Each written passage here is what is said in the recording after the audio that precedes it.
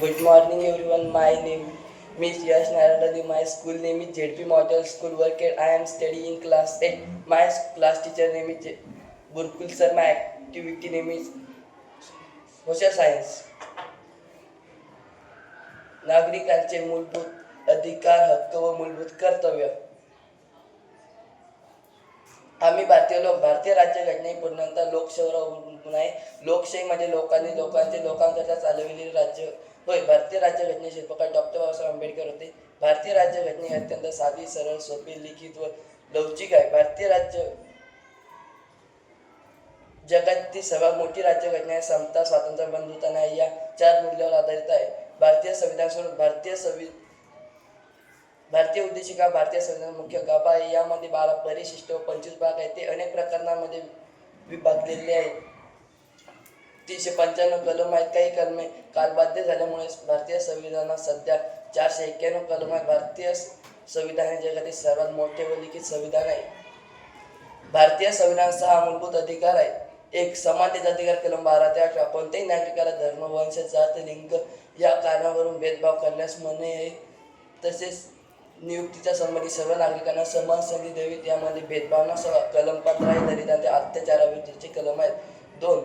स्वातंत्र्याचा अधिकार कलम 13 ते 22. प्रत्येक व्यक्तीला भाषण स्वातंत्र्य, अभिव्यक्ती स्वातंत्र्य आहे. तसेच सभा व संघटना करण्याचे स्वातंत्र्य, एकत्र राहण्यास स्वातंत्र्य व सार्वजनिक ठिकाणी मुक्त संचार करण्यास स्वातंत्र्य. उदाहरण हॉटेल, दुकान, चित्रपटगृह, मॉल येथे प्रत्येक व्यक्तीला अभिव्यक्ती स्वातंत्र्य. 3. शोषणाविरुद्धचे संरक्षण कलम 13 ते 24. यामध्ये बालमजुरी करण्यास निर्बंध व मानवी तस्करीपासून संरक्षण किंवा वेठबिगार महिला व मुलींचे अनैतिक वाहतूक करणे हा गुन्हा ठरतो.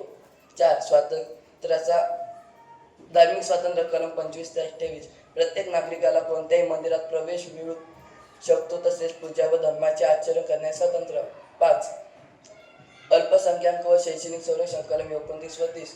अल्पसंख्याक एसटी, एससी, ओबीसी, एनटीटी यांना फ्रीशिप, शिष्यवृत्ती, आरक्षणामध्ये संरक्षण तसेच स्वतःचे शिक्षण संस्था स्थापन करण्यास स्वातंत्र्य. 6. संविधानिक प्रतिकरणाचा अधिकार कलम 32 ते 35. संविधान म्हणजे आपल्याला जे मूलभूत अधिकार दिले आहेत त्या मूलभूत अधिकाराचे जर हनन होत असेल किंवा आपले मूलभूत अधिकार जर पायमल्ली तुडवले जात असतील तर त्या व्यक्तीस कलम 32 नुसार सर्वोच्च न्यायालयामध्ये न्याय किंवा फिर्याद मागता येते.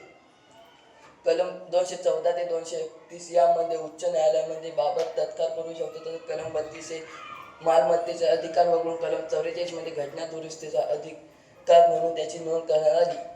हे सर्व अधिकार हक्क डॉक्टर बाबासाहेब आंबेडकर सर्वांना दिले. धन्यवाद.